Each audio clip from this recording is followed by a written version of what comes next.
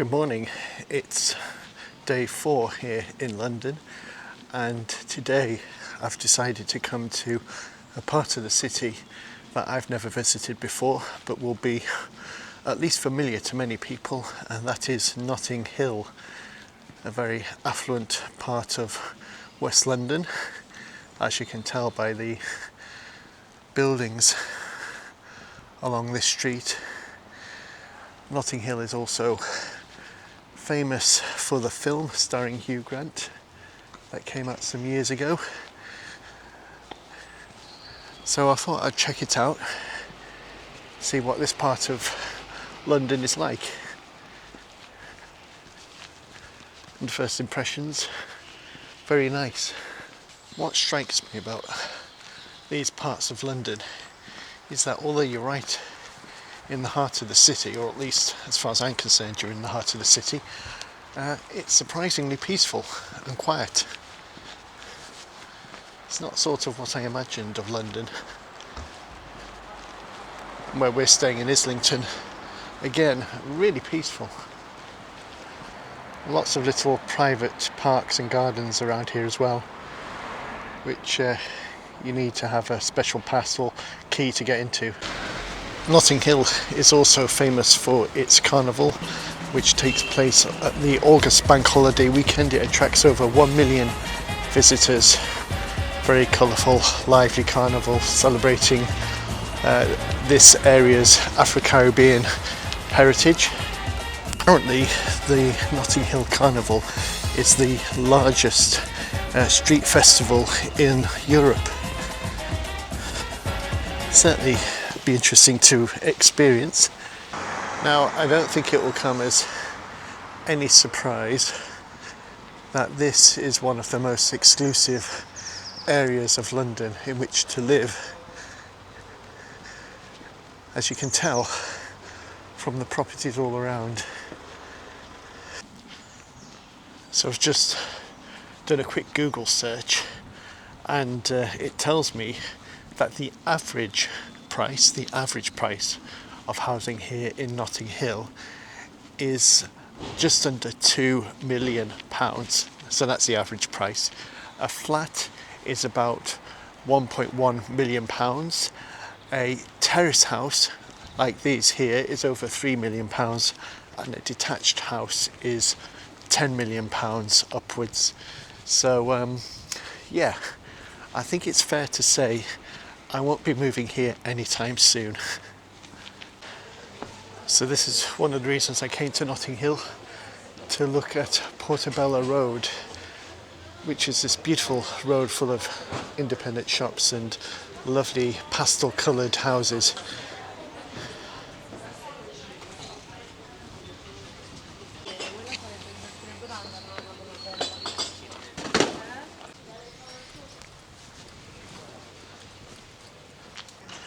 So it's got a very chilled vibe along here. One of the nice things about walking down here is that it's full of independent shops. No big national or international chains, at least not what I can see. So they've got a market down here, so I'll just have a little wander down through that.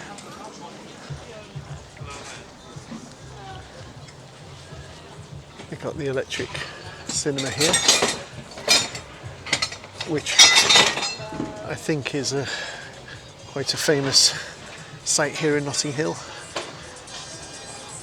Again, some really lovely little side streets around here with rather delightful houses.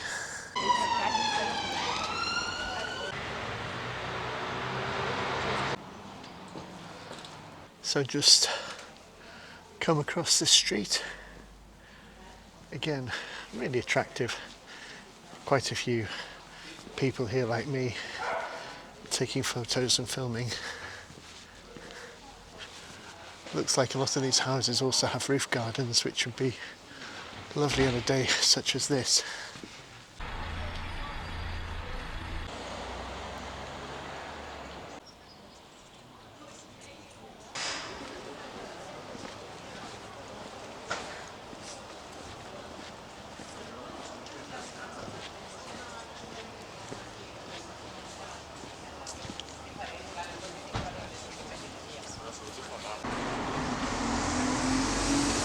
Here we have Kensington Gardens, one of many parks here in London.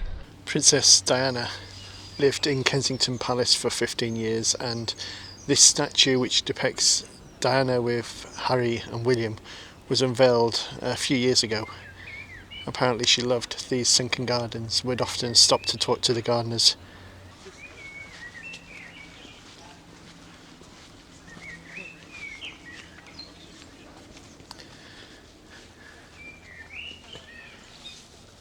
Kensington Palace is home to a number of senior royals, including the Prince and Princess of Wales. This is their London residence.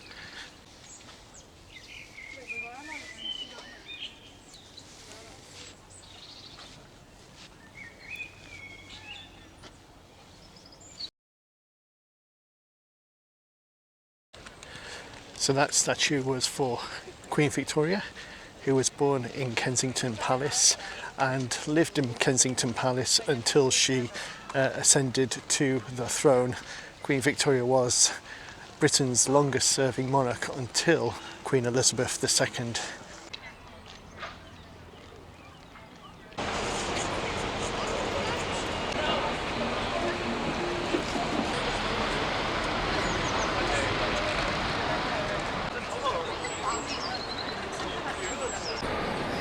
So here we are inside St Paul's Cathedral.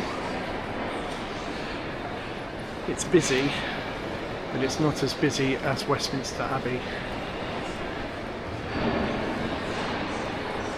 And here's Holman Hunt's famous painting, Jesus, Light of the World. He actually made 3 of these paintings. One is here in St Paul's, one is in Keble College, Oxford, and the other is, I believe, in Manchester Art Gallery. Holman Hunt spent many years perfecting the lighting for the dawn. So Jesus stands at the door knocking to be invited in, and behind Jesus you see the dawn breaking. It's based on a passage of scripture from Revelation chapter 3. Behold, I stand at the door and knock, and those who open the door I will come and eat with them.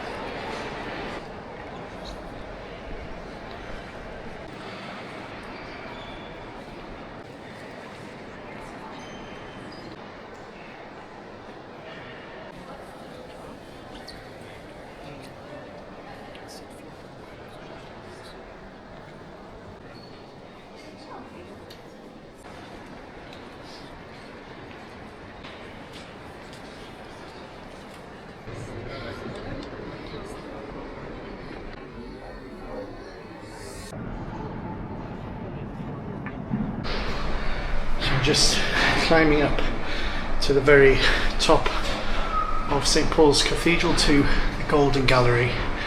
So this is right at the top of the dome. So you can see I'm here, just going to climb up to there. St Paul's Cathedral is the only cathedral in the UK to have a dome. So, sorry, just slightly out of breath, climbing all the way up here. But if I put the camera down here, you can just see how high we've climbed. That is a long way down. Just standing on that metal floor is giving me the heebie-jeebies. Just hope it is secure.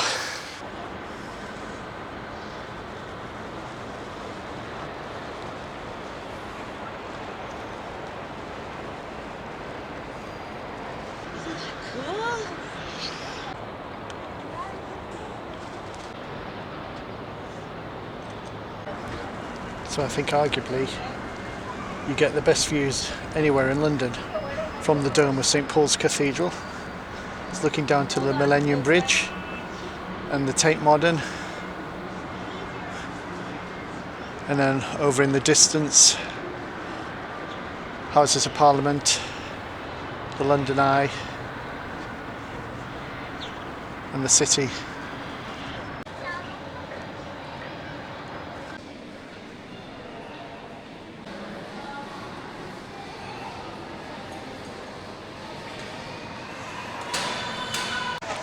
So this is the former Battersea power station, which has now been converted. I think there's shops and entertainment things and maybe flats up there as well. It looks very impressive. Okay, this is an impressive space. Let's go up here.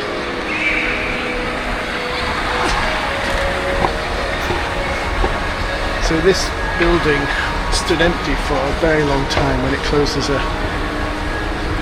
power station. But now, this is a really impressive space. I love the way they've kept some of the original features like this crane in the redevelopment.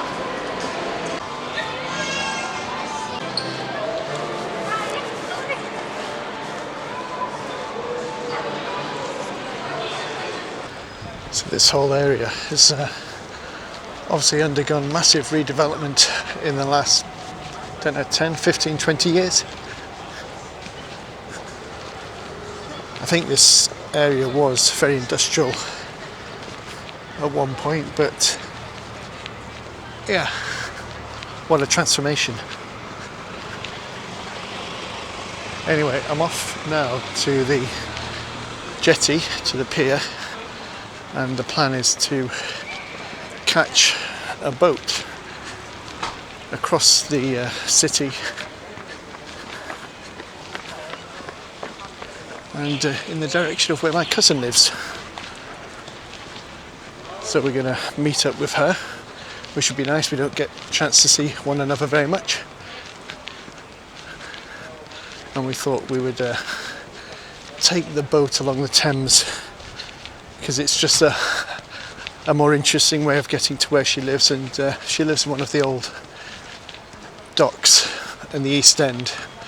This is a place I would definitely like to check out more of if I had more time. So again, worth putting on your itinerary. So is it Greenland? I said we're going to. Is that the port? The stop?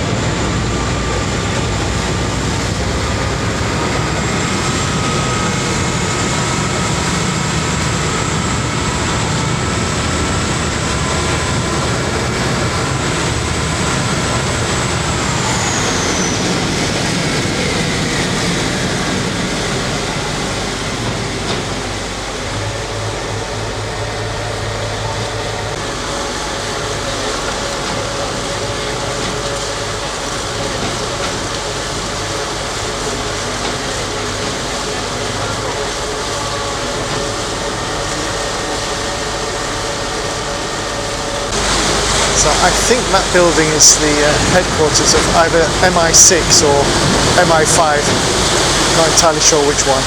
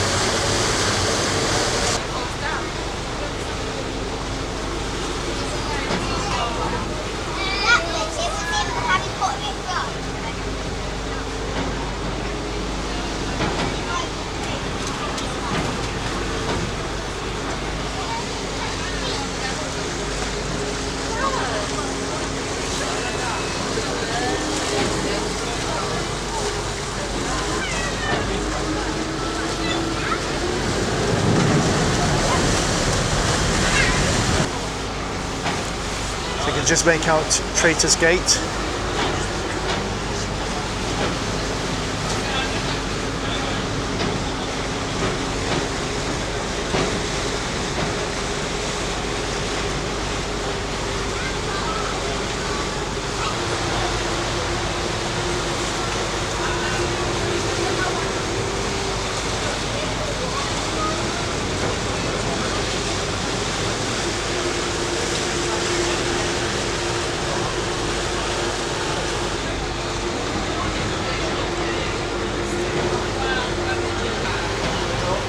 The old Thames clippers there.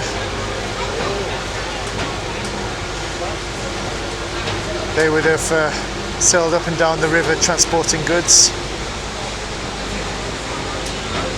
Beautiful boats.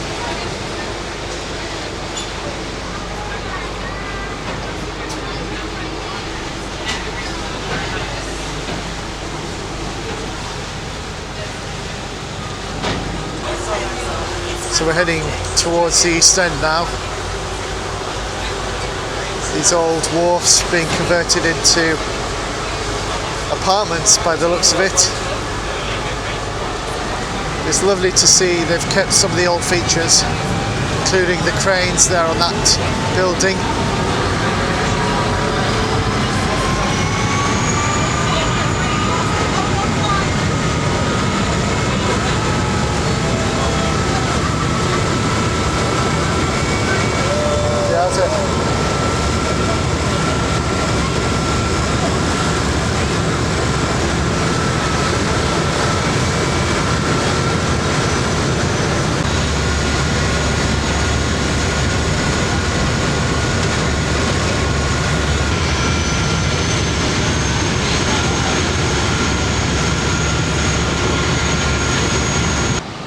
There she goes.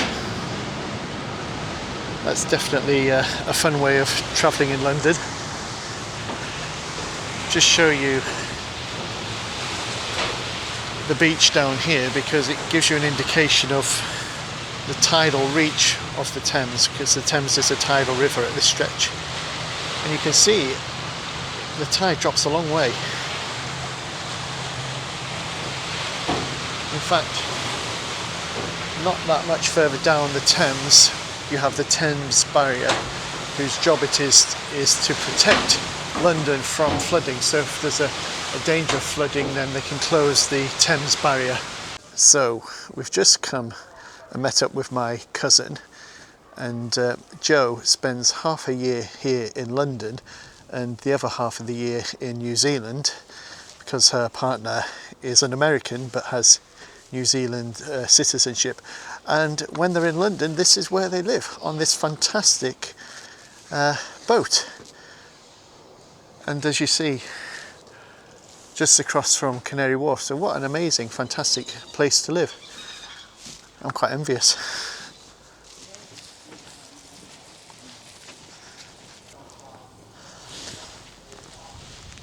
So most of these boats, if not all of these boats, are permanently occupied. I must admit, this sort of lifestyle really appeals to me. Jo was saying that there's a really strong sense of community around here. Everyone knows one another, and yeah, lovely place. I also said that Jo spends half the year in New Zealand and half the year in London, but she doesn't actually. She spends 3 months in New Zealand and the rest of the time here, but lovely. Such a beautiful spot.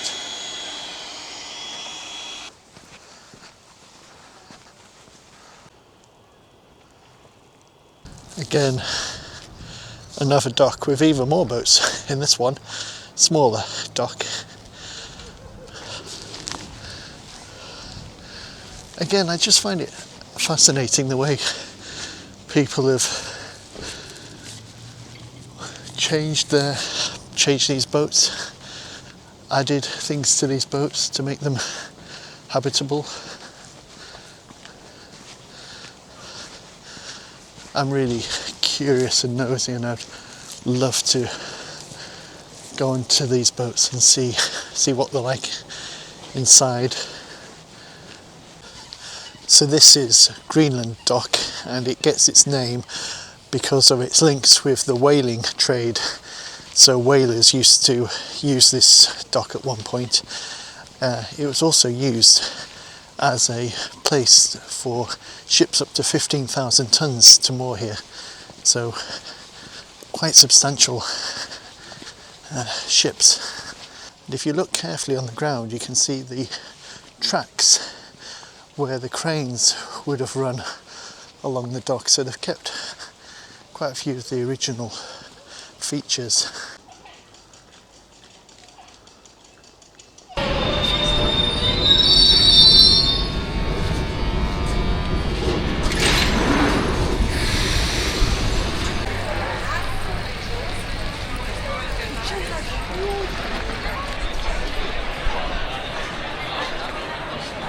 Very, very